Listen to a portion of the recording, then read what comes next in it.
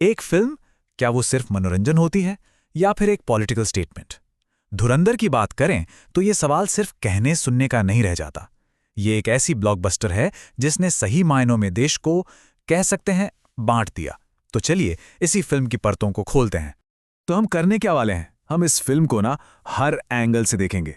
शुरुआत करेंगे इसकी जबरदस्त कामयाबी से कि कैसे इसने बॉक्स ऑफिस पर तहलका मचा दिया। फिर बात करेंगे उस विवाद की जहां सच और फसाना एक हो जाते हैं। इसकी हीरो के सफर को समझेंगे और आखिर में हम ये भी देखेंगे कि आखिर इतनी बड़ी, इतनी एपिक फिल्म बनी कैसे। तो सबसे पहली बात, धुरंधर का स्केल। इसे समझना बहुत जरूरी है। देखिए, ये सिर्फ एक बड़ी फिल्म नहीं थी, ये एक फिनोमिनन थी। और इसका जो विशाल पैमाना है वो खुद इसकी कहानी का एक बहुत बड़ा हिस्सा है। मतलब ये फिल्म बॉक्स ऑफिस पर आई नहीं, एक तूफान की तरह छा गई। जरा सोचिए, सिर्फ 21 दिन, और 21 दिनों के अंदर दुनिया भर में 1000 करोड़ रुपए से ज्यादा का बिजनेस। ये कोई मामूली सक्सेस नहीं थी, ये एक सुनामी थी। और बात सिर्फ टिकट खरीदने तक नहीं थी। दर्शक पहले पार्ट के लिए लगभग 3.5 घंटे तक अपनी सीट से हिले तक नहीं। ये दिखाता है कि लोग इस फिल्म से किस हद तक जुड़ चुके थे। तो ऑडियंस का रिएक्शन कैसा था? जबरदस्त। लेकिन सबसे इंटरेस्टिंग बात यह थी कि तारीफ सिर्फ कहानी की नहीं हो रही थी, लोगों को इसका डायरेक्शन भी उतना ही पसंद आया, एक्टिंग भी उतनी दमदार लगी। मतलब ये एक पूरा पैकेज था, एक कंप्लीट सिनेमैटिक एक्सपीरियंस। और इसी वजह से ये फिल्म एक वर्ड ऑफ माउथ सेंसेशन बन गई। हर कोई बस इसी के बारे में बात कर रहा था। लेकिन इसकी कामयाबी का राज सिर्फ बेहतरीन फिल्म मेकिंग नहीं है। असल में ये फिल्म जानबूझकर सच और कहानी के बीच की एक धुंधली सी लाइन पर चलती है, और यहीं से मामला और भी ज्यादा दिलचस्प हो जाता है। ये टाइमलाइन देखिए।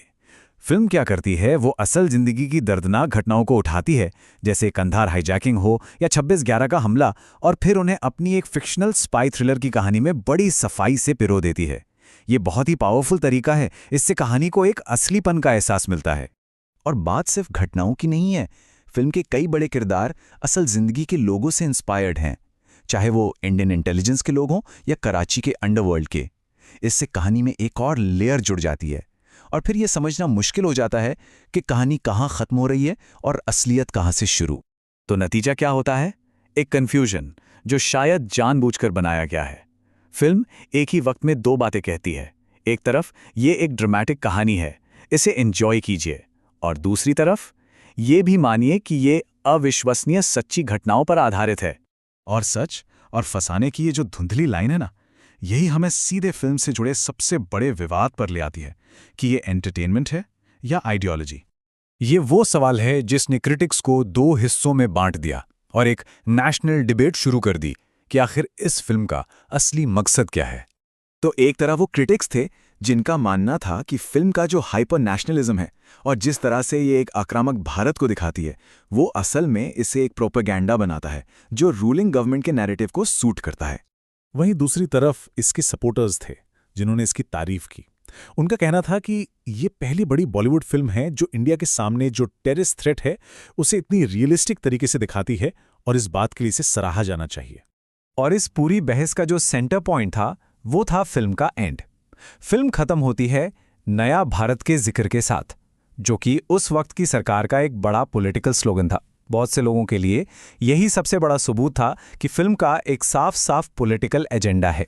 लेकिन इस पूरी पॉलिटिकल डिबेट के बीच में एक इंसान की कहानी है, एक ऐसा किरदार जो 2 फिल्मों के सफर में बदला लेने वाले एक लड़के से एक मास्टर जासूस बन जाता है।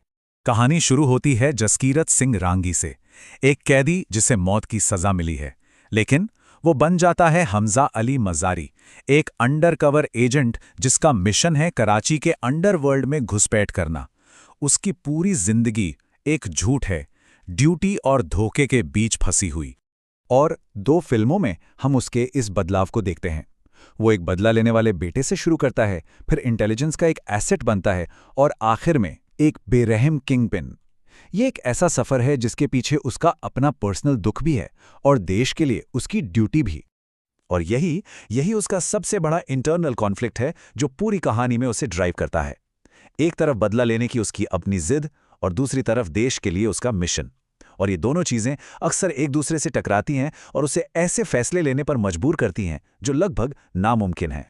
तो सवाल ये है कि इतनी बड़ी और इतनी कॉम्प्लेक्स कहानी आखिर स्क्रीन पर आए कैसे?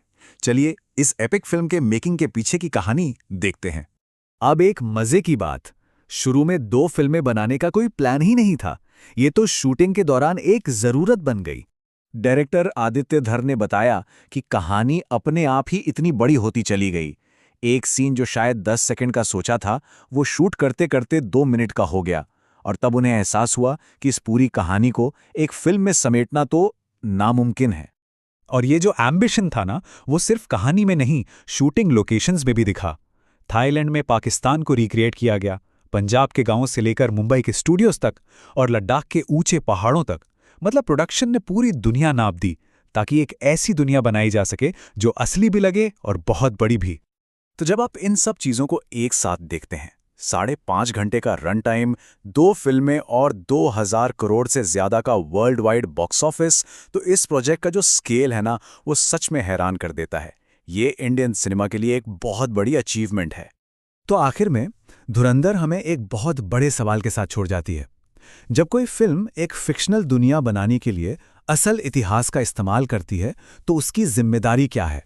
क्या सिर्फ कहानी के प्रति या सच्चाई के प्रति भी?